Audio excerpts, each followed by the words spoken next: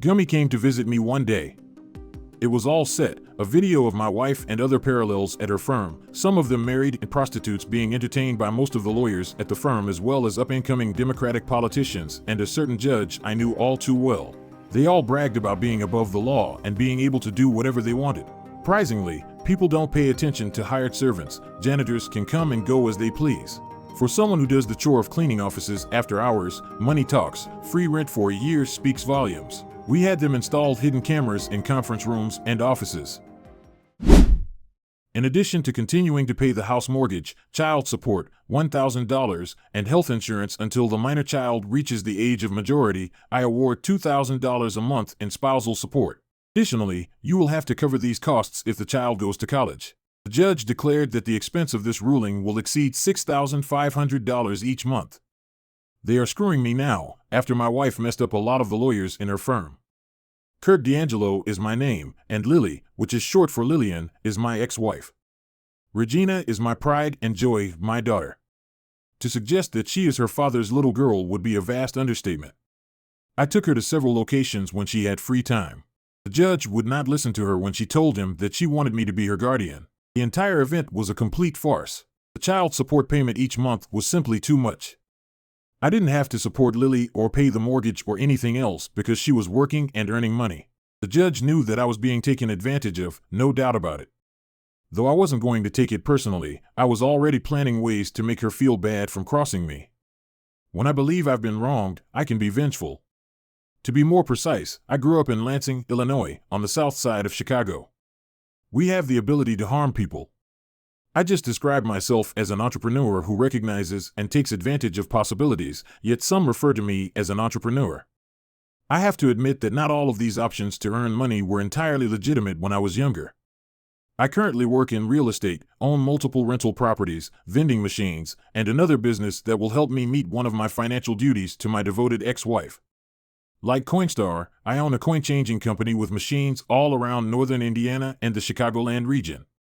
I could pay spousal support, the whole $2,000, and all change if I did this.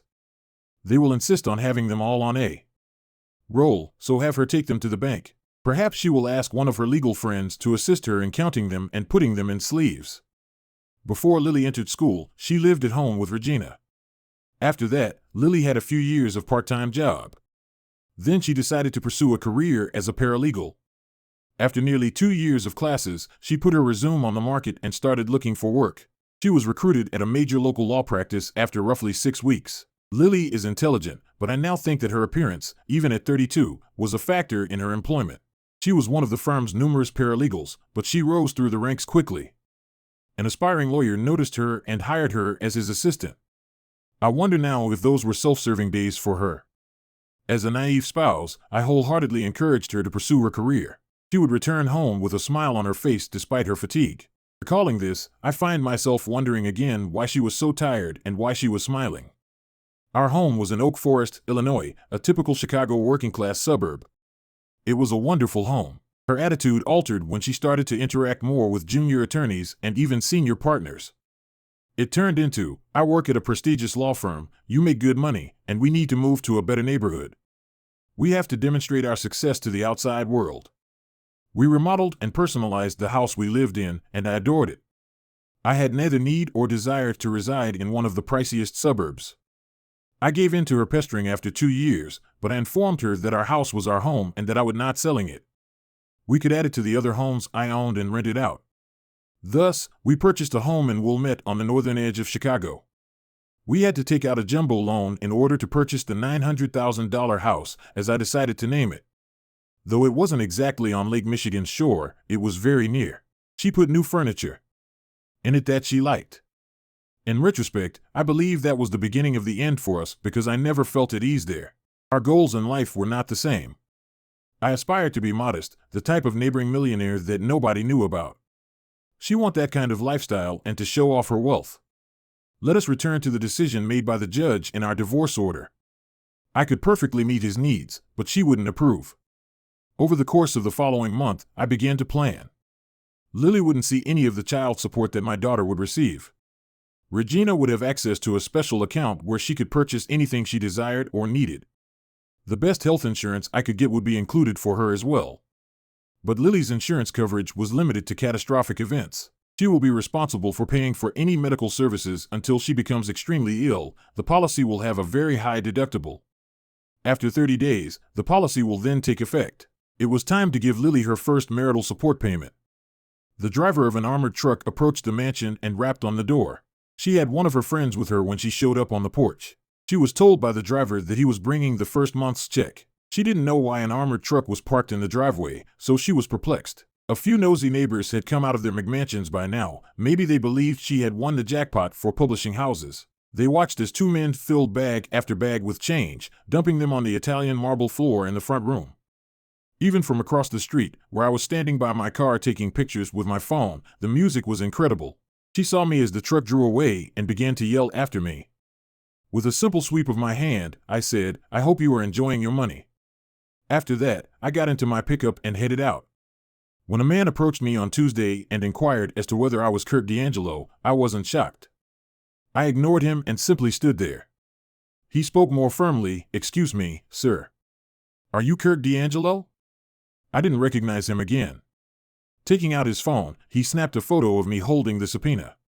He put it on the ground and said, "You got a subpoena," before turning back and leaving when I refused to accept it. I made sure he was gone, then knelt to pick it up. I had a Wednesday court appearance scheduled. That allowed me a week to complete all of my planning. I scheduled appointments, called and spoke with individuals, and got ready for court, making the most of the week. I also gave Regina a call, and we had lunch together. She felt resentful of her mother. She was astounded by how much of a. She repeated to her mother her desire to move in with me, but she refused. I told her I will go to the judge again, and if he still doesn't agree, I will probably end up in jail. "Daddy, please don't act violently," she said. "It's not worth it." "I won't, so don't worry. However, I'll be speaking my mind, and I might get arrested for it. Your mom will be thrilled about that, I'm sure. Kindly forget about me.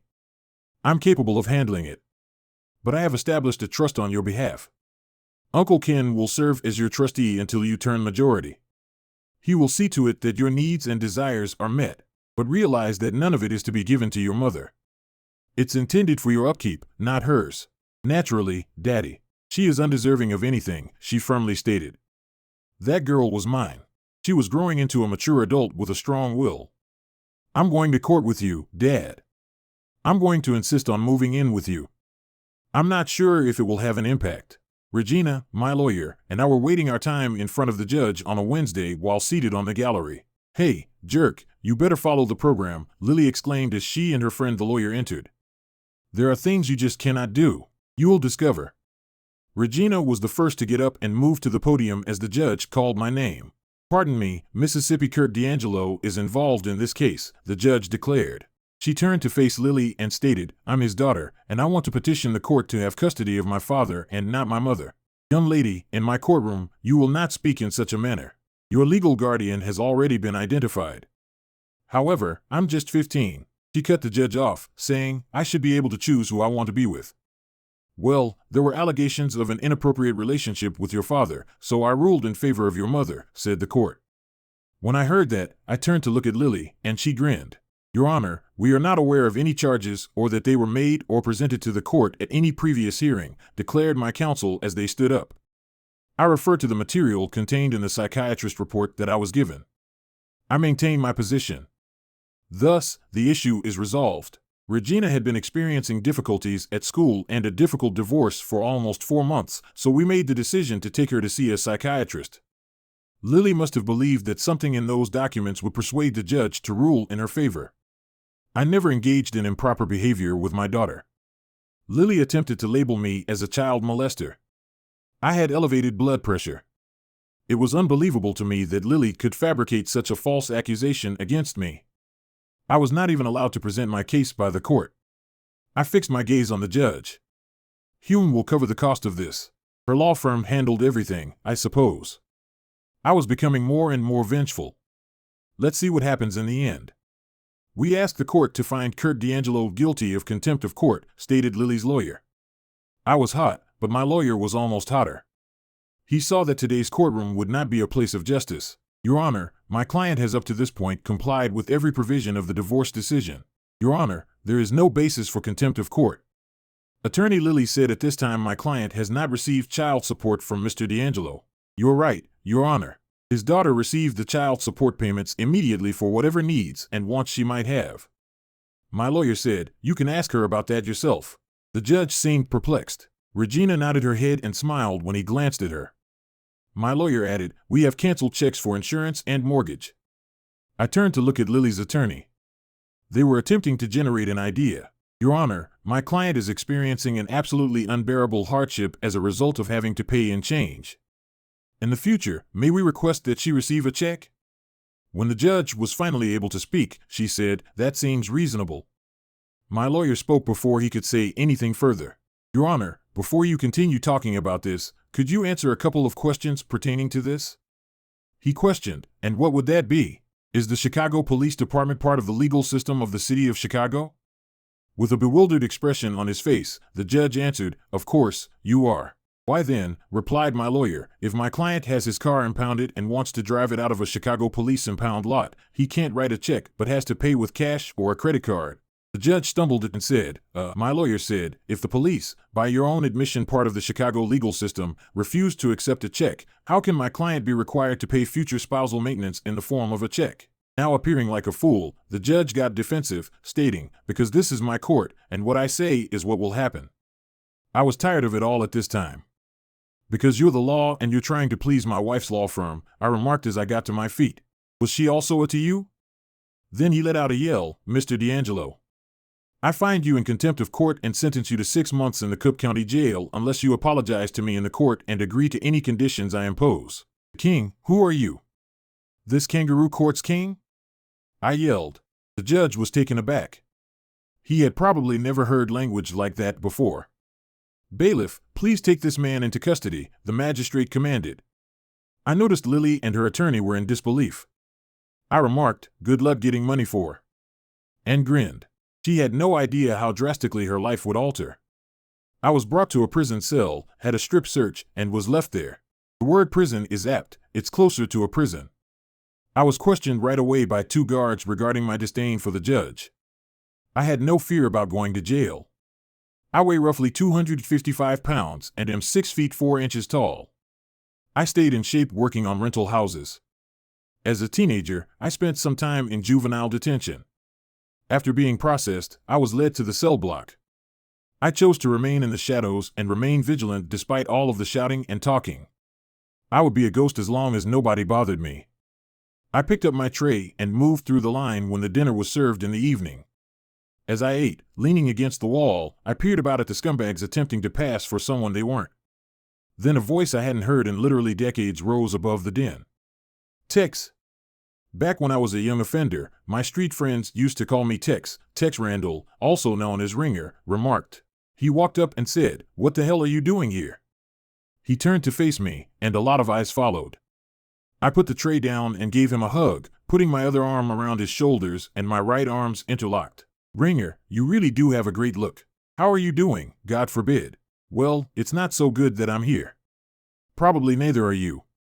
How did you act? Basically told the judge he was in. That'll be sufficient, he said. So, how long are you here for? 6 months if I don't apologize to the son of a. So, 6 months, I guess. While we conversed, a few of the inmates glanced at us. Ringer informed me about the circumstances within the jail. I agreed with him when he stated he would guard my back. We discussed bygone eras. I told him everything, and he replied, "So, what are you going to do about the ex, her lovers, and the judge?" He was a former student of mine. Back then, I had always behaved in a vindictive manner. Actually, that's how I acquired the moniker Texas. Texas is shortened to Tex, which means don't mess with Texas. Those who did so paid a price. They'll be more careful not to cross me again, and they'll also tell others about it. He said, "So, Judge, what happened there?" I told him he's basically a piece of. He said, "Oh, what did he do?" He took my little girl away from me, even though she asked to live with me, and then accused me of molesting her. "Oh, what are you going to do about it?" "I have some plans." I kind of knew I was going to be here, so I started planning a few weeks ago. "Is there anything I can help you with?" inquired the man. "Maybe, but right now, I don't know." It sure is nice to have a friend here, though.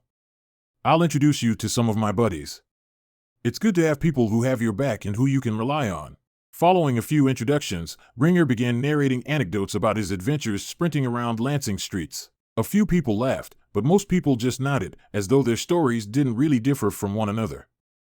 I laid on my bunk that night and looked at the wall. I asked myself, how did it get to this point? I started going over my life. By the standards of most people, my childhood was difficult. My mother had any moral integrity, and my father was a violent alcoholic. I lived on the streets most of the time, even after my dad started beating me for it. I met some guys who were going through something similar. Despite our pretenses, we weren't a gang. We were just foolish kids trying to solve our own problems. We did not contribute to Lansing's relatively high crime rate. Most of it small-time stuff, but we did steal a car once or twice. That is what led to my incarceration. It was the best thing that happened to me, in retrospect. Yes, it was difficult, but I had time to consider the course of my life. When I got out, I promised myself that I would make a difference in my life. I adapted. I began preparing for what lay ahead. I saved up enough cash by the time I turned 20 to purchase a foreclosed home in my area. It turned into the first of several homes I remodeled and began leasing. I was trying to get fortunate in a club when I was 22 years old. Even the name of that club escapes me. Over the next 10 years, it underwent numerous name changes before being demolished to make room for condominiums. I had gotten pretty lucky that night. Well, that's what I believed at the time. When I met Lily, we clicked. Her life had just relocated to Chicago to live with a friend, so it was completely different from mine. From Seymour, Indiana, she grew up. Seymour is a small town most recognized for being John Cougar Mellencamp's hometown. Lily never even got to meet Dad because he had moved away and grown renowned by the time she was born. She'd grown up in a small Midwestern town and had an approach to life that I found appealing in a 21-year-old. It seems that opposites attract. After a year, we got married, and the next year, Lily's mother Regina was born. She fell in love with the Oak Forest house I had purchased to rent, but she really wanted to move in with us. The next 10 years were devoted to making the necessary repairs. Those 10 years were the best of my life. Together, we completed home projects, observed our daughter's development, and hosted barbecues for our neighbors. The American dream was it. After Lily started working at a law company, a lot of things changed, most notably her outlook on life. She was no longer happy living a modest existence. She required pricey clothing and jewelry, and her outings to upscale restaurants, often with clients from her legal practice, replaced community cookouts. She also started saying disparaging things about South Side Chicagoans. She was a country girl with an air of superiority, but I know the truth and reputation of the South Side. This mentality got the better of us more than once. She soon began pressuring me to move all the time to the North Side. We moved 3 years ago. The educational system was superior, of course, but Regina could feel her North Side classmates' attitudes now. It made her time at school intolerable. She insisted on insisting that she wanted to return home, and I agreed, but Lily was never informed. She was in her happy place. The divorce began with an evening similar to many others. She said she was heading to a dance with paralegals from her job when she called at around 6:30 at the time. But that night, I decided to check up on her after tracking her cell phone. I observed her while lurking in the shadows. Indeed, she was dancing, but it was with the club boys. As if she were a free-for-all, they were flanking her. On the dance floor, they were doing anything but having sex. I had to use the restroom to release myself at 9:15. A man entered the restroom and began using the urinal while I was in there finishing my business. Another guy entered after he was finished. "Damn, Joe, you're getting turned on with Lily on the dance floor." "I thought you were going to do it right there," stated the initial man. The first guy responded, "Yeah, she's a wild one." "You're aware of it," she acknowledged. "She's coming home with me tonight. We can finally have some proper fun instead of 20 minutes at the office or in the back seat of my car." "Yes, it's nice for immediate relief, but it doesn't compare to the sexual experience," stated the other individual. The first guy boasted, "Well, we're going to work all night tonight." The other guy added, "Maybe next week, and it will be my turn," as they emerged from the bathroom together. Guys love to chat, I know, but this sounded more genuine than boasting. A minute later, I emerged from the bathroom to find her on the dance floor, making out with one of the guys in his arms. She texted me around 9:30, saying she was feeling a little tipsy and didn't feel like traveling to the L so late in the evening. She texted me to let me know that she was spending the night at her office with another paralegal, Paula. I also texted her back on that, and she wrote back, apologizing. She would apologize. I saw her pick up her purse and lead a young attorney from her office out of the club while holding hands. I went with them. She didn't notice me because they were so focused on each other. They leaped into his Lexus and spent many minutes kissing and touching each other. I became enraged, but then my Southside vindictiveness won out, and I composed myself and made my preparations. I went to his building after them. I made my way to the mansion as soon as they pulled into the parking lot. Regina was informed that we were leaving and that she should pack everything she wanted because we would not be returning when I got there. Though thrilled, she questioned, "What about Mom?" She grasped my meaning perfectly when I said, "There are other guys taking care of her now." We crammed everything into the back of my pickup in approximately 3 hours. Luckily, we had somewhere to go because we had recently moved out of our Oak Forest house. She called my cell phone at 11 o'clock on Saturday, the next day. "What's going on? Where are you?" "Home," was all I said. It took her just a few seconds to understand what I meant. "Why?" she questioned, fully aware of the answer. "I don't know you anymore, and I don't want to know you." "Where's Regina?" "With me." "She doesn't want to live with you in this house anymore." She added, "Come on, Kurt. If you don't like living in luxury, it doesn't mean you're just going to walk away and take our daughter with you," knowing full well that I didn't know anything about her buddy. "No, Lily, but a wife having fun with me is a reason to leave. Expect divorce papers next week," I moaned. She responded with her typical sarcastic tone, "You Southsider piece of, you have no idea what hell you're bringing upon yourself. My firm will eat you up." "That may be true," I replied, "but in the end, I will prevail. You have not yet seen my full wrath." She did not try to make amends for the next 6 months. She even gave me a call to let me know that she was seeing different lawyers. I was indifferent. There was no going back. Regina needed to return to school in order for me to be able to get her back. Regina told me that Lily was out till at least noon, almost every night. She also said that I had no class and that Regina should try to marry one of the wealthy boys from her school. She said that she was always berating me.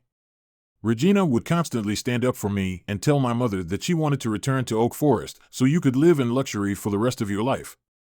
As I lie here in prison, Lily most likely believes she has triumphed. I will work, but I was incarcerated. I wonder if she considered how she was going to cover her health insurance, mortgage, and, of course, maintenance from her spouse. She undoubtedly believed that a few days in jail would cause me to regain my wits. No, they would only buy me more time to plot and execute my retaliation. Many people's lives will be changed by something that happened on Thursday afternoon, some of whom I will never meet. I was asked to accompany 2 guards. "Join us," they commanded. They led me into a room for a video conference. I said, "What is this?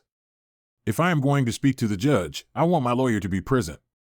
They slammed the door, and I started crying for them to let me out.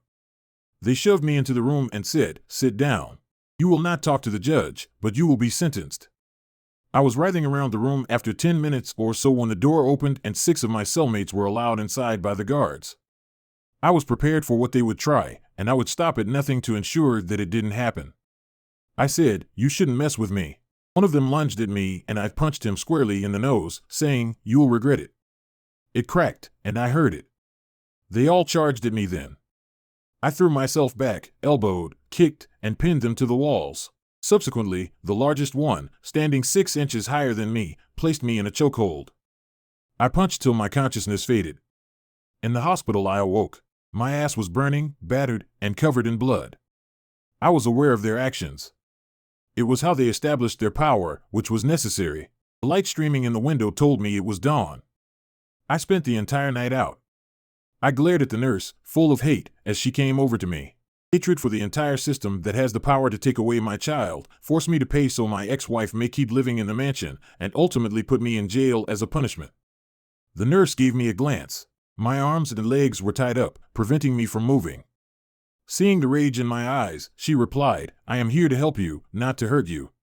You've been beaten up badly.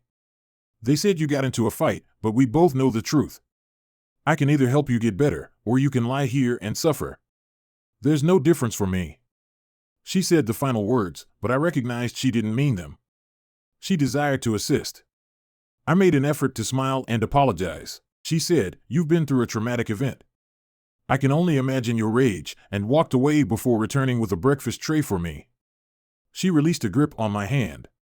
"Thank you," I replied. "You're welcome," I said, knowing exactly what I was going to do as I ate. I asked, "Can I ask a favor?"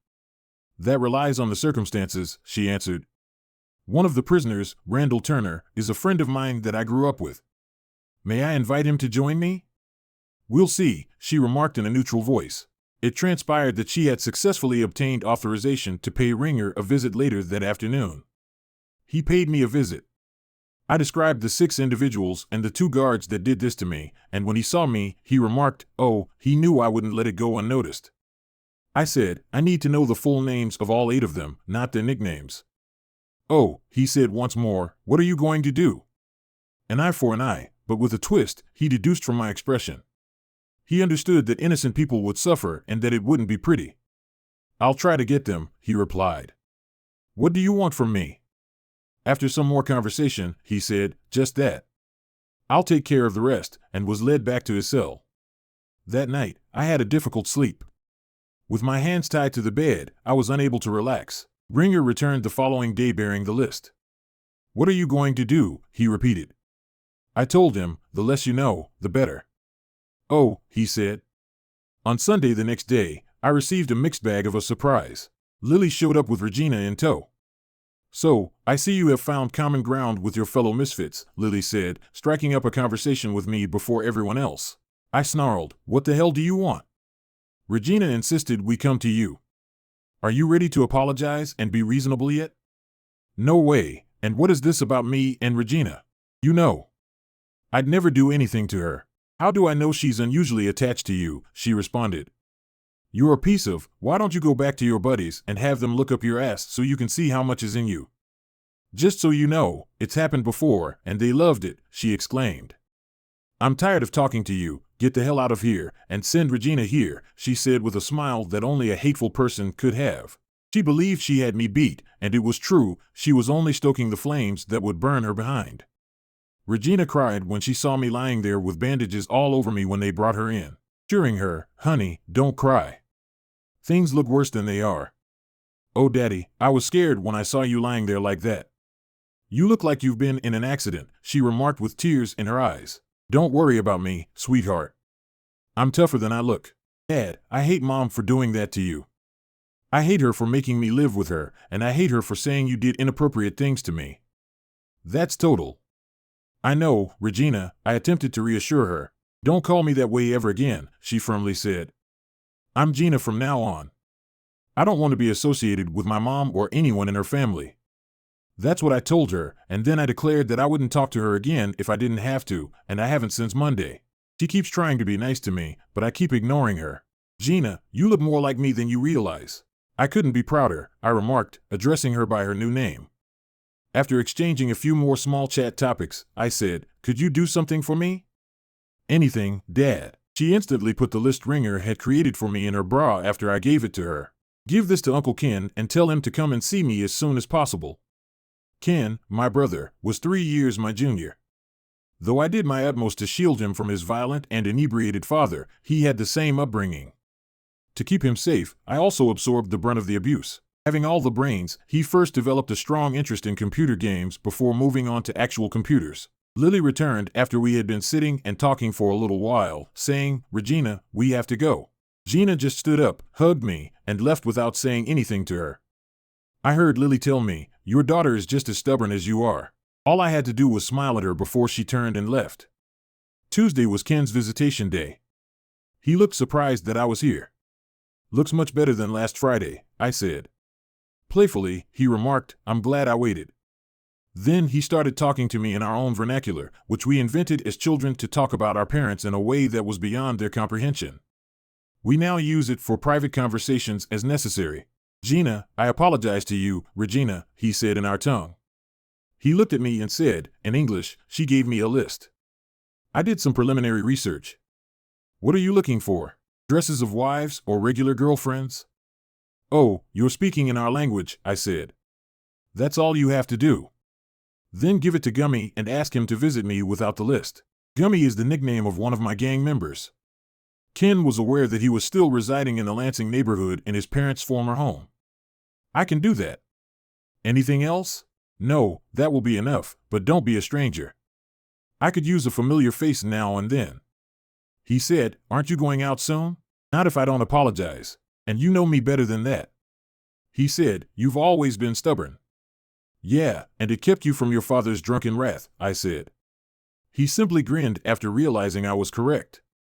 I'll stop by in the next 2 weeks to see if you need anything else. That would be great. When I returned to my normal cell that same week, Ringer told me that things were about to go worse and there would be a cost. They were only unsure of what. They didn't realize they were going to be put in their place, but based on the looks I was getting from the 6 and the 2 guards, they were saying, you better stay where you are, or it will happen again. Ken gave me this. What do you want? Gummy asked me as she paid me a visit. Did you hear what they did to me? Yes, I did hear, he replied. Ken must have told him. Return the favor, but to their loved ones. Just no DNA. You got it. Steely Dan or his more flexible cousins, I replied. He understood what I meant as he nodded. I said, all on the same day, preferably at the same time. Make sure they tell their loved ones don't mess with Texas. He said, I'll get my friends to help, and turned to leave. He would get me sometime. He was skilled at doing it such that, even though no one would be able to identify them, they would understand why. After a week, I received no word. I was also anticipating my daughter's return visit. Lily was someone I didn't want to see, but if Gina showed up Tuesday morning, I knew she had to be here. 2 security guards weren't working, as I noted. They didn't typically take Tuesdays off. Moreover, one of the 6 appeared distressed and disturbed. I figured it had to have happened yesterday. After a few days, the 6s started glaring at me, and I spoke with Ringer, asking him to warn him, don't mess with Texas. Soon, a few convicts started addressing me as Hate Texas. With a scowl, 2 of the guards returned to their jobs. But Ringer's pals were on my side. 8 of my new pals swarmed us as soon as one of the 6s approached me. The man said, you're a piece of. I don't know how you did it, but my girlfriend dumped me. She told me she didn't want to risk getting hurt again. Then she said I was told, don't mess with Texas. That sounds like good advice. I told you all that you shouldn't do what you did. Now your women know how it feels. An eye for an eye with a twist. The twist is that you hurt me, and I hurt those you care about. Tell them all that the next time it will be their mothers. With a smile, I simply looked at him. Who do you think you are? We're going to make your stay here a living hell. 2 guards approached me shortly after. Well, then, I guess your wives better get used to being taken in the ass. They might even enjoy it, I replied. One of the guards came over to strike me after that. I didn't push back. He allowed him to hit me for a minute or 2 before another officer hauled him away. This was observed by numerous detainees. The camera most likely witnessed it as well. When I was taken back to the infirmary, I saw Beth, the nurse who had initially assisted me. She said, so, we've got a troublemaker here, huh? I didn't throw any punches. The guard just started hitting me, I replied. There will be an investigation this time. There were too many witnesses. He will probably lose his job because of it. One less security guard, I replied. These guards are keeping you safe, believe it or not. He certainly didn't keep me safe last time. More than that, he let it happen, I responded. I was informed I would need to stay overnight for observation after she bandaged me up. My wrinkled, attractive face was a sight to behold, and I wondered if that was all she wanted to do. While the inquiry was ongoing, the guard's employment was placed on hold. The second guard continued to stare at me sharply but dared not approach me. Maybe it dawned on him, don't mess with Texas. It had been 3 weeks since Gina last saw me, and I kept wondering what was going on. When Ken did enter, he informed me that Lily was not going to allow Gina to come visit. That infuriated me even more. My former spouse concealed my daughter from me. At the end of the month, Lily arrived. Gina wouldn't get out of the car, no matter how loudly she cried and screamed, so she had almost left her at home. When Lily walked in to see me, she was enraged already. Your daughter is acting impossible. She hardly ever talks to me. She's just as stubborn as you are. You said that last time you were here. Why don't you ask the judge to reverse his decision and hand her over to me? I'd be happy to take her off your hands, I informed her. You're not getting her. She needs to go to a good school so she can accomplish something. Oak Forest is a good school, and she loved it there, she responded. It's not even close to Wilmette. She's getting a great education and meeting people who can help her in the future, she responded. Our daughter will make her own way in life. She doesn't need to ride on someone else's coattails, I said. You're just so stubborn that you can't see any good it can do, Lily. We've argued about this 100 times. You're never going to change my mind, and I'm not going to change yours. Why did you come here in the first place? I know it wasn't to bring Gina to me. Her name is Regina, not Gina. Well, that's not what she wants to be called. Don't you want her to be an independent woman? You mean obstinacy, Lily remarked. No, I mean independent, able to think for herself, to decide what's right for her, not go along with a guy with money or power or maybe a big stick, I replied. She smiled as she turned to face me. She was aware that the last remark was directed at her. Anyway, that's it, she said. I need spousal support payments. I need to buy things and pay bills. Well, you'll have to pay for them out of your paycheck. I can't get checks from my S-Corp while I'm incarcerated, and I don't have to. No job, no paycheck. That's how it works in the real world. What do you mean? I can't pay all the bills on my paycheck. Well, you should have thought of that before taking me to court. I replied. Well, you act like a jackass by paying in change. Well, now you won't get paid because I'm in jail. You must, she said. No, I don't. What are they going to do to me? Put me in jail if I don't? Oh, I'm already in jail. It wouldn't be very wise of them to get me out to throw me back in. What am I going to do about the bills? She whined. I looked at her and said, get one of your lawyer buddies to pay the bills. I'm sure you deserve it. With those words, she ran out of the room. Gina came in. I was so happy to see her. Wow, you really pissed her off, she said. She expects me to keep paying her spousal support while I'm in jail. Ha, good luck with that, I said. How are you holding up, Dad? Don't worry about me. I'll be fine. How are you doing? I hear you're still not talking to your mom? Not very often, just when I have to, she said. So, when are you getting out of here, honey? I refuse to apologize to that judge. I'll only apologize if he gives you back to me. I don't think that's going to happen anytime soon. I probably won't get out of here until my 6 months is up, I replied. I understand, she said sadly. You know it's my birthday next month. I'd like you to come out so we can celebrate, but I don't want you to go against your principles. We can celebrate when you come out. It was tearing me apart. I began to reconsider my position. By being here, I was hurting my little girl. Then Gina said something that put things into perspective. If a man has no principles, he has nothing, as Abraham Lincoln said. Important principles can and should be unbending, she pronounced. Where did you hear that? I asked. My counselor, Dr. Hodges, is at school. It's great to have someone to talk to about all of this. Some of my teachers noticed that my grades were going down and asked the counselor to come and talk to me. It also helped me deal with my mom, although I still don't talk to her. In a school system like Wilmette, the counselor could be a doctor of psychology. These rich kids couldn't go to just any school counselor. Then I said to Gina, your mom seems to be mad at you too. Yeah, she's starting to annoy me. I just ignore her. I think it makes it worse, and I don't care. Well, in a couple more months, she'll have to start looking for a place to live. The bank won't let the jumbo loan go unpaid for too long. I think her mansion will be foreclosed on within 3 months. But Dad, if the house gets foreclosed on, won't that ruin your reputation? Honey, when you usually buy things with cash, you don't worry about credit. That stupid mansion was the only thing I took out a loan for. Really?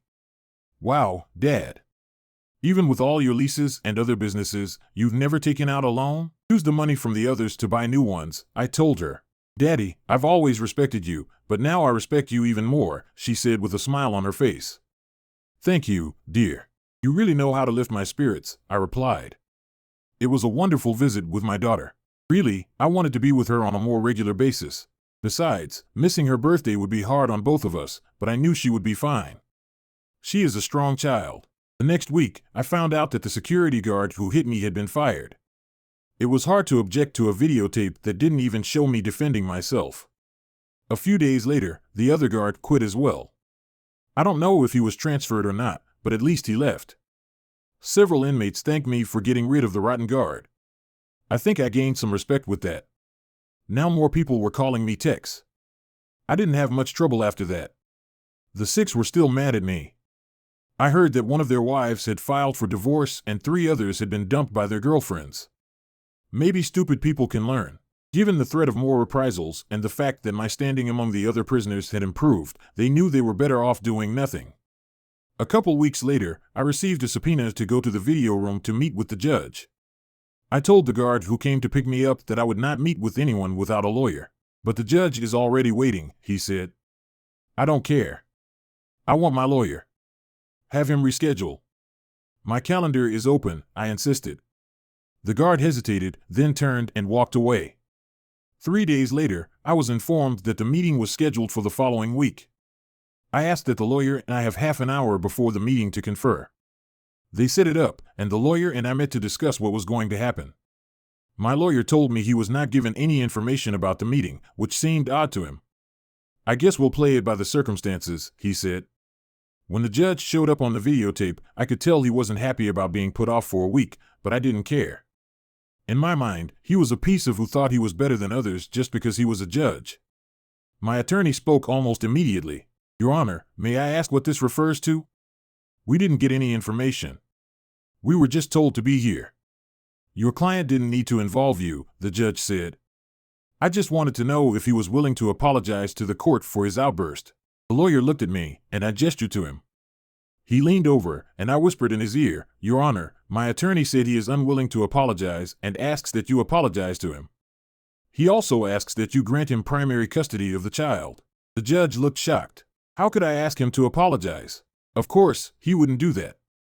My decision regarding the child stands, and I have nothing to apologize for, he said. Well then, we've wasted our time. If in the future, my client decides to change his mind, we will request an audience. At this time, good day, sir, I said. And one more thing, the judge said. I thought, now we'll know the real reason for the meeting. Your client is not honoring a divorce decree. When does he plan to make the required spousal maintenance and mortgage payments? My lawyer leaned toward me, and I whispered in his ear again, Your Honor, he doesn't plan to make any payments while he's in custody, but his house will be foreclosed on. It's not my house, maybe my wife's mansion, but it's not my house. I never wanted to own it, I said bluntly to the judge. It will ruin your credit, and you will lose all your equity, he said. A small price to pay to see my favorite ex-wife walking down the street where she belongs, I said. Then, I said so it would piss him off. Perhaps all her buddies can make the payments. I'm sure you all can find the money together. I knew that by insinuating that my wife was involved with him and his associates, he would fly into a rage. You worthless piece of Southside scum. Who do you think you're talking to? He yelled. I interrupted him as he was about to continue. I think I'm talking to the man who partook of my wife's body. If I'm wrong, I apologize. I just can't understand why someone who isn't in the game would care so much. With these words, I got up and went to the door to be let out. I heard the judge say, Counselor, your client just earned himself 2 extra months in jail. If he continues to disrespect me, I will make his life a living hell. I smiled, waiting for the guard who was supposed to return me to my cell. I realized he was listening because he had a stunned expression on his face. He couldn't believe what I had just done. When I got back to my cell, I was on edge. Apparently, my wife had blabbed about the mortgage to her buddies, who in turn had talked to the judge. What a goddamn rat's nest. The time will come soon enough. Next Sunday, Lily couldn't resist coming to visit me in jail. Luckily, Gina found out about it and made her bring her along. I heard you pissed off the judge again and got 2 more months in jail. When are you going to learn you can't fight the system, Lily? Why don't you just talk to me anymore? All you're doing is trying to show your attitude toward the North Side. I don't need that. All I need is for you to make sure Gina visits me regularly, she practically screamed. It's Regina. I turned away and didn't speak to her. She just kept cursing. Finally, she left, and Gina came in. When she walked in, she had a huge smile on her face. I asked her why she was so happy. Because I'm going to see my daddy, she said. It can't be the only reason, I said. I have a surprise for you, but I can't tell you what it is yet until I think it through, I said. Dad, do you trust me with my life? She said. Of course, I replied. Will you sign this paper without reading it first? She held out a folded piece of paper. I looked at her wearily. What are you up to? You'll have to wait and see. I thought you trusted me, she said. I smiled at her and signed the paper. She folded it so that only the spot where she wanted to write my name was visible. Mom said you did something to get your sentence extended for another 2 months. Is that true? She asked. Yes, I'm sorry, darling. Well, what did you do? I confronted the judge again. Well, whatever you did, he probably deserved it, she said. We spoke about her mother and school a little bit more. She was wondering what was going on and kept bringing up this Dr. Alex Hodges stuff. She insisted that it should be a surprise when I tried to get her to tell me about her intentions for my signing. I'm sorry I won't be at your 16th birthday party, but the next time you come to see me, I'll have a birthday present for you, I said. She inquired, what is it? It's a surprise, so I guess we're both in for surprises, I said. I requested Gina to extend an invitation to Greg to come along after our visit. My right-hand man, Greg, assisted me in all of my business dealings. She answered, Daddy, of course. When I feared I was going to go to jail, I gave Greg a couple particular situations. I hope he did well with them. Now, I had one more job for him, a surprised birthday party for Gina at the end of that week. Greg came to visit us. He had actually managed to do quite a lot of the things I had asked him to do. Then I asked him to prepare a surprise for Gina for her birthday. He looked at me and said, Are you sure? Yes, it's the perfect gift for her. Okay, I'll talk to our lawyer, he said. Also, visit my brother Ken and give him what you have. He'll know what to do with it. If he has any questions, have him come to me. If not, let him go to Gummy's. Will do, he said and left. I just smiled and kept the smile on my face all day. Gummy knew my devious mind and was going to get back at me while I was guilt-free in jail. By the end of the month, my popularity among the prisoners had grown. A guard must have told someone how I treated the judge, and as in any other organization, word spread among the prisoners. Pretty soon, everyone was calling me TCH. Also, towards the end of the month, I had a visitor. I went into the room and saw Lily sitting there. I was about to turn around and leave when she said, Kurt, please stop. I need to talk to you. I have nothing to say to you, Lily, I replied. We're going to lose our house. You have to give me some money to stop the foreclosure, she pleaded. This is your house, Lily. I never wanted it, but you kept nagging me until I gave in. This house means nothing to me, and in a falling market, we don't have any equity. Let the bank take it, Kurt. You can't do this, you have to help me. Go and ask your buddies for help, I'm sure they have enough money. Then you can really become the you are. Why are you doing this to me? She cried. Why did you lie and tell the judge I was molesting our daughter? She didn't know what to say. She realized she had done me wrong. She cried, and I left. It felt good to let it all out. As I was being led back to my cell, the guard got a call to bring me back. When I walked in, I expected to see Lily sitting there, crying and begging me to help her again. I was surprised to see Gina. Gina, your mom didn't tell me she brought you. I wouldn't let her come without me, she said. I'm sorry I missed your birthday, I said, but I have a present for you nonetheless, Dad. I knew you'd miss me, and I don't care. I love you anyway, and you don't have to give me a present, she said. What a wonderful daughter I have, I thought. I don't have it with me, nor is it possible, but I can tell you what it is, Gina. The house in Oak Forest belongs to you. It goes into trust for you when you become of age. When I get out of here, can I stay there? Of course, I'll pay your rent. Her eyes widened, and a huge smile appeared on her face. Daddy, my God, you just removed a huge obstacle that was keeping you from being surprised. I still can't tell you, but when I do, you'll understand. I love you so much. I love you too, honey. I was puzzled as to what this surprise was. It must have something to do with our home, not the mansion, but our real home. We both smiled as we continued our conversation. She started talking about Alex, her counselor, again. I wondered if she had a crush on him. I hoped he was professional and had no ulterior motives towards her. I would have to meet this Alex guy as soon as I got out of here. As I was led back to my cell, I had a huge smile on my face, both because of the verbal battle with Lily and the wonderful conversation with Gina. The other inmates were perplexed as to what I had done. They already knew that a smile meant someone was hurt. Gummy came to visit me one day. It was all set, a video of my wife and other parallels at her firm, some of them married and prostitutes being entertained by most of the lawyers at the firm as well as up-and-coming Democratic politicians and a certain judge I knew all too well. They all bragged about being above the law and being able to do whatever they wanted. Surprisingly, people don't pay attention to hired servants. Janitors can come and go as they please. For someone who does the chore of cleaning offices after hours, money talks. Free rent for a year speaks volumes. We had them installed hidden cameras in conference rooms and offices. I was certain that I would compile enough proof to ruin a few lives. Undoubtedly, my brother would upload footage to the internet under the hashtag Don't Mess with Texas. He would submit the movies to influential websites and distribute them to all the tabloids and news outlets in the state. Every publication would be going crazy trying to figure out who could make more news out of this. Lawyers and politicians would be working feverishly to reverse the consequences. In a week, go and let the others know what should happen next, I stated with a smile. I will, I said with a big smile on my face as I made my way back to my cell. When Ringer saw it, he understood I had just had a conversation with Gummy. Holy, he said, and I simply nodded, grinning even more. When the videotapes were released, I was still in my bunk and could hear the whispers around the prison. It seems that the word has made its way to our small corner of hell. I was shocked a few minutes later when a large man, one of the 6, entered my cell and said, "You're a bad bastard. I'm sorry for what I did to you. I told you all that you shouldn't mess with me, that you would regret it. Now more and more people regret contacting me. I return kindness for kindness and violence for violence. I hope you'll accept my apology." I had started to hear people openly saying, "Don't mess with Texas."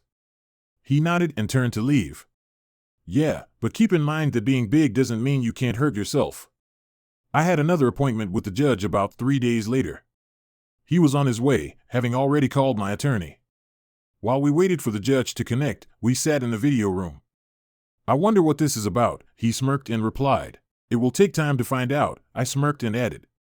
"Oh," he murmured, casting a fierce glance at me as the judge entered the stage. He exclaimed, "You did it." "What are you talking about?" I asked in a neutral tone of voice. He was shouting, "You're Tech, aren't you, still?" Calmly, I responded, "Some people call me that." He yelled, "You're going to pay for this, one more time." I responded, not listening, "I've been in jail for the last 4 months, how could I have done anything?" "Your Honor, you have friends, we all have friends," I remarked cynically. "You're not getting away with this," he yelled. "I don't know, Judge, you may be out of a job soon, and I hear your wife is divorcing you." "You better call off your dogs," he insisted. "Now you're calling my friends dogs? I'm not sure they'd appreciate that." "You know, if you corner a dog, you might get bitten. Are you threatening me?" questioned the man. "No, just repeating the old adage," I replied. "I'm going to make your life a living hell. When you ever get out of this slimy prison, you better be on your guard. One day, you're going to have to answer to people who don't care about your life, and I'll be happy no matter what they do to you," he continued. "Sure," my lawyer said, extending his phone as I turned to face him. "Did you get this?" A few days later, another person paid me a visit. More fuel to the fire, the Bar Association will be interested to hear this. Apparently, intimidation is a criminal offense in Illinois. Once more, it was my spouse. "Oh, it's you. I thought I made it clear to you that I had nothing more to say to you, you bastard," she yelled.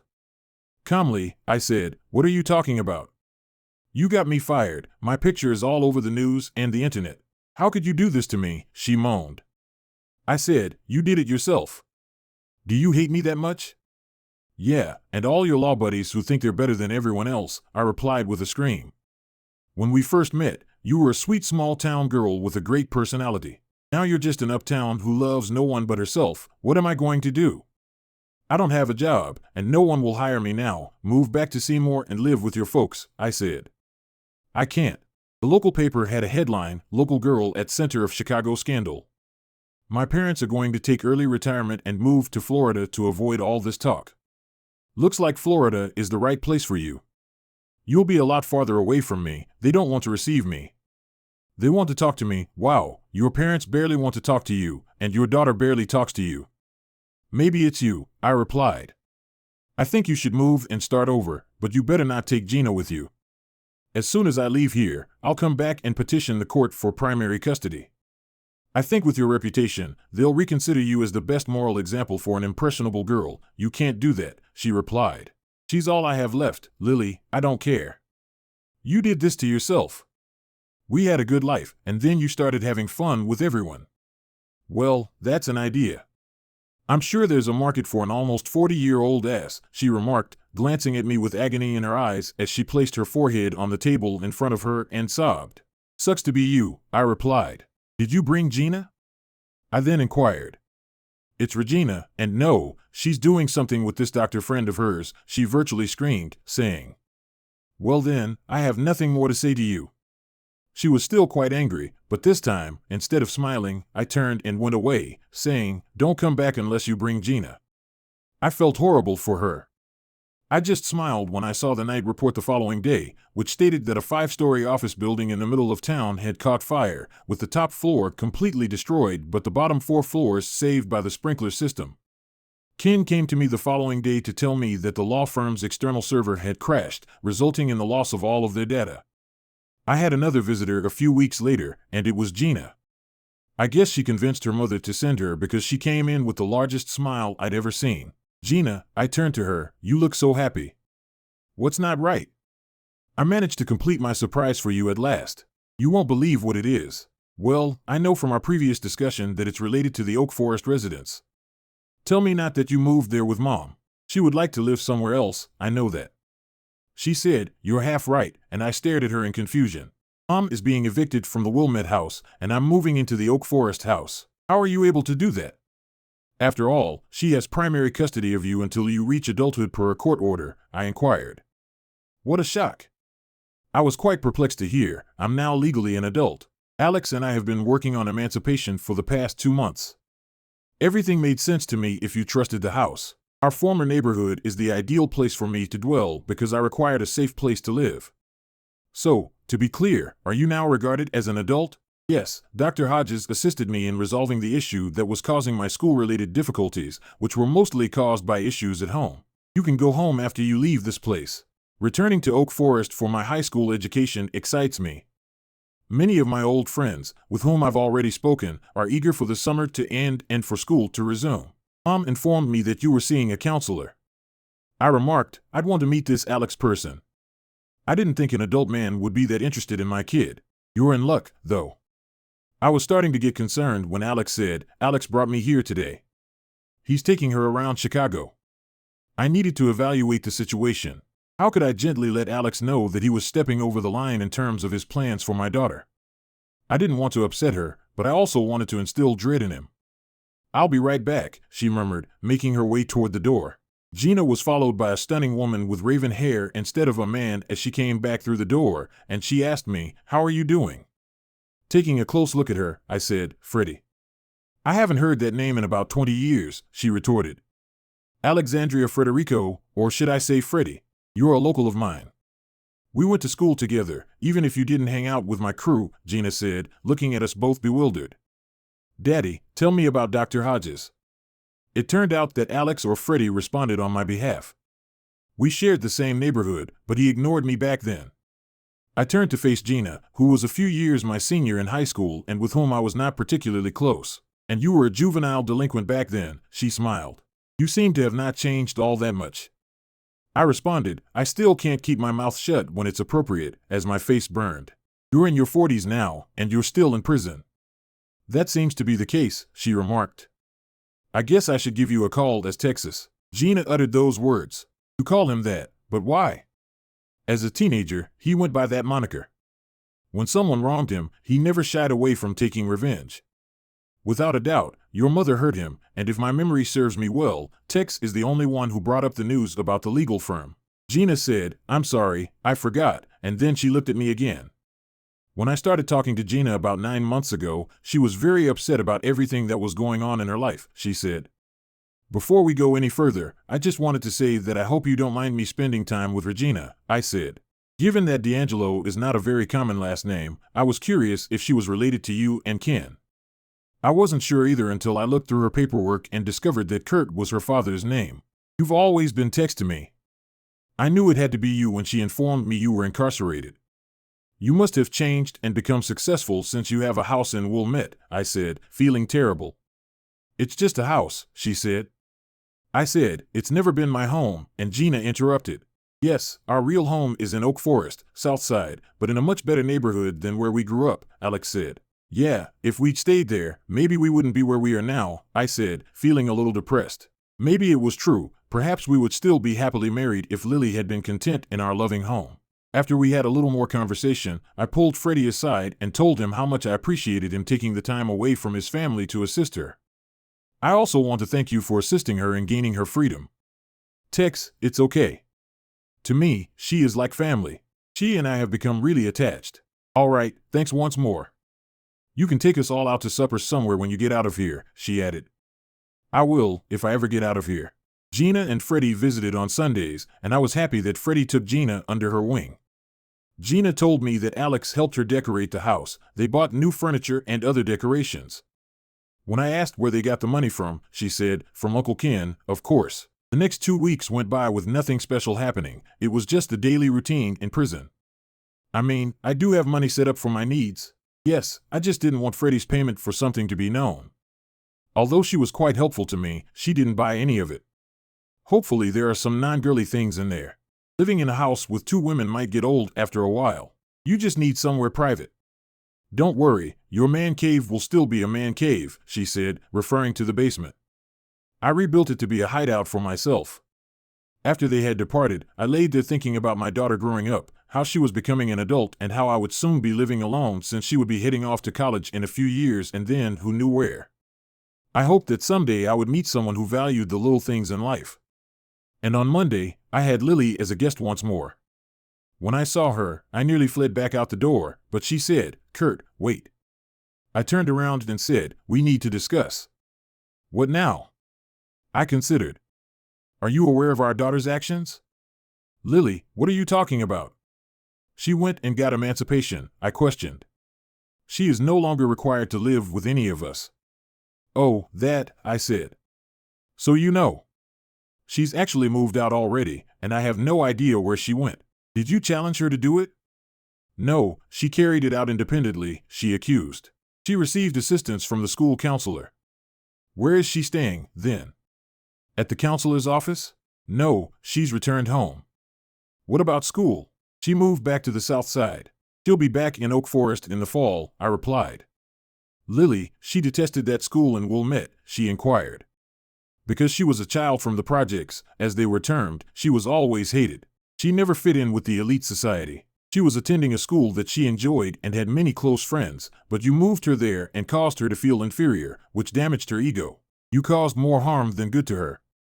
"I just wanted to make sure she had a good education," she said, explaining that parents are the primary source of knowledge for their children, teaching them more than teachers can. "We served as her guides through life's challenges. What do you believe she will learn from your example?" "Hopefully, it will teach her the wrong lessons. It is our responsibility as parents to raise responsible, law-abiding adults. I hope we've succeeded in that, and I hope she will forgive us for our mistakes, especially our marriage," she replied. "No, but that's how it worked out, Lily." "It wasn't that horrible," she replied. "I hope you're able to locate what you're seeking." I obviously didn't possess it. I noticed regret and sadness in her eyes as I got up from the table and left, feeling sorry for her once more. Eventually, the day of my release arrived, and I was called to the actual court again, where Lily, Gina, and Freddie were present. I waited for the judge, wondering what he would say this time. It wasn't the same judge. I wondered if he had lost his job. The bailiff told us to all rise. We got up as the judge entered. Still, I wasn't going to apologize. After going over all the information that had been provided to him about my case, the judge turned to face me and said, "Mr. D'Angelo, what have you to say for yourself?" After a moment of hesitation, I answered, "I suppose I should tell myself that I've completed my first 6 months plus an extra 2. "You have the option to apologize and go at any moment," he stated. I didn't feel the other judge deserved my apology, so I carried out his sentence. "You are a stubborn man, Mr. D'Angelo." I prefer to call it strong-willed, and it has helped me succeed in business and in life, I responded. "As for your divorce agreement, it remains in effect, and you will have to pay compensation for the months you did not honor it," my lawyer replied. "Your Honor, my client is happy to make the necessary payments. It's estimated to be somewhat less than $20,000. He kindly offers to pay her the full $20,000 today, but only on the condition that he fulfills his financial commitments and won't be paying her again." What? You owe me more than that, and you have to keep paying me until Regina turns 18, Lily said as she got to her feet. Miss, the judge declared, I'll take care of everything in my courtroom. Now, advisor, tell me how you arrived at that number. Your Honor, my client provided funds for his daughter's maintenance as well as the down payment for spousal support, a mortgage, and insurance. Throughout his imprisonment, he kept up with his daughter's insurance and maintenance. Because he was unemployed and could not collect a paycheck, he neglected to make mortgage or spousal support payments to his ex-wife. He can start making money now that he is able to work once more. After reviewing the figures, the judge declared, your client has been incarcerated for 8 months. The cost of just spousal support alone, without including mortgage payments, will come to $166,000.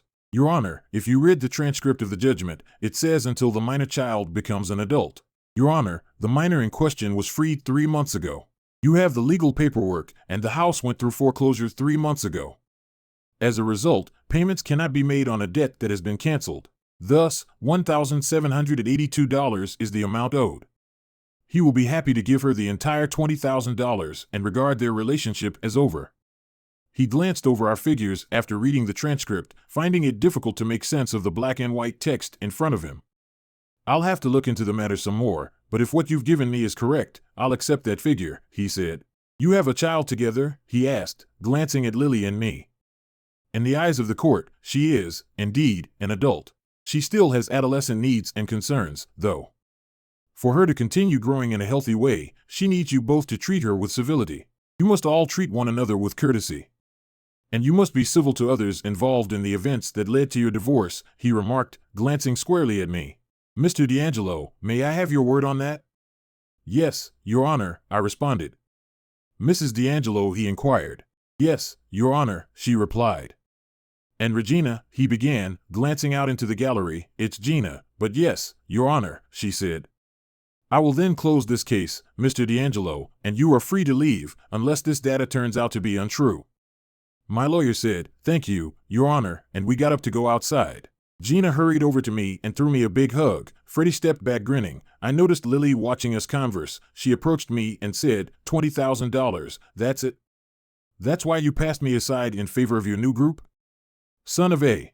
They can assist you in getting back on your feet. Lily, you cannot harm me in this way. The judge asked that we treat one another with civility. Come on, let's do this for Gina. It's Regina, Lily growled. Our daughter, I said. All right, what will I do now? I'm jobless, homeless, and without anything. You can ask for housing and look for another work. I am able to assist you. I'll give you a 6-month rent-free stay at one of my apartments. You can then concentrate on organizing your life. Do you wish for me to return to the South Side? She complained. The rent is free. How could it be incorrect? The woman said. I turned to face Gina and Freddie and said, ladies, are you prepared to leave? They both responded, of course. Freddie, I think I owe you a nice dinner. I think I remember something like that, she replied. Let's head to PM Italian now. As soon as I had confirmation of the release date, I booked reservations. I have to get rid of all the prison food from my diet. We used to go to this place together on special occasions, so I caught Lily out of the corner of my eye, and I could tell she was upset. The table is reserved for 6:30, so we have a little time, she said. May we take a little ride around here? I just need to get used to the freedom, I remarked, turning to face Freddie. I actually booked 4 nights. Could you check if your hubby is available by giving him a call? Daddy, she doesn't have a husband, Gina remarked as she became silent and her expression remained expressionless. Not anymore. Then she turned to face Alex. Dr. Hodges, I apologize. I kept it from him. I was unable to comprehend. She had worn her wedding band every time we had spoken on the few times we had really met. What did I overlook? I'm sorry, Freddie, if I've offended you, I said. No, you ought not. You were unaware. About 5 years ago, my spouse was slain on the Eisenhower Highway. A large automobile swerved into the divider after changing lanes. They claim he passed away right away. I apologize, Freddie. I was ignorant. You were wearing rings, so I figured you must be married. Yes, I simply can't seem to get them off yet. I have a feeling that if I do, I'll be able to move on from him. I am a psychologist with mental health issues. That has been said before. I apologize profusely. Maybe if you come along, I can attempt to make it up to you. Despite her gloomy expression, she responded, "I think it's going to be okay." I felt like such an ass. I had to change that. Starting tonight, I would be willing to listen to anything she wanted to tell me about who she is today and how she came to this point. I would become a better friend. I had been so focused on my own problems and revenge that I hadn't even asked about her life. 8 months will do that to a person. The food was excellent, and I was relieved to not have to worry about constantly being on guard. However, I found the freedom to be a little strange at first. After lunch, I felt better, so I took a chance and asked Freddie, "Alexandria, when you're ready, will you let me take you out on a real date? Whatever time works best for you is when I don't care. But can we keep in contact in the interim?" "Of sure, Daddy. We stay in communication." My daughter remarked, "She's not getting rid of me that easily. And I wouldn't want it any other way," Freddie answered Gina, who turned to face me. "Mike and I never had kids," she continued. "It was just not the appropriate moment, what with me being in school and him establishing his financial planning firm. Gina has therefore been a very healing surrogate daughter. I'm hoping this is okay. Considering all that you have done for us both, I wouldn't have it any other way." I stated as we were leaving the restaurant, Gina continued, "I hope you like the view of our old house." I laughed and added, "Anything would be better than where I've been for the last 8 months. When we arrived, I was taken aback. The bushes had been clipped, the shutters had been painted, and the place looked fantastic from the outside. I was eager to see what was inside. When I entered, everything looked different from when I had left, but I felt more at home than ever. I cried. I know it sounds corny, but I felt like home. This hardened criminal was crying. "Kurt," Freddie said, catching my attention. I responded, "I feel at home, Kurt," as I brushed away my tears. As I turned to face her, "Alex," she whispered, "I think I'm ready." I stared at her, perplexed, and she removed her rings and grinned at me, which made me smile too. Then we hugged. Epilogue: the events that preceded and followed my divorce have destroyed the careers and marriages of 10 attorneys, 4 paralegals, 6 politicians, and a judge. Whether it's stubbornness or willpower, sometimes you have to stand up for what you believe in. Meanwhile, Gina has a new mother and 2 new siblings, albeit 18 years younger than she was when they were born, a boy named Frederick and a girl named Alexis. I love that I could name them both after the person who helped me begin my new life. Regarding Lily, she married a wealthy lawyer. I believe she has at last achieved her goals. I believed we had it all: a stable business, a loving family, a nice house in a good neighborhood, a healthy child, and no financial difficulties. I suppose for her, we were lacking only one thing: status. Now that she has it, she has a wealthy attorney for a husband, a large one at home, and a misogynistic husband who doesn't love her but only keeps her around to give the impression of a stable home life. I hope Lily is content. I know she is. I hope you enjoyed the video, and if you did, please consider subscribing to my channel so you can see the next one.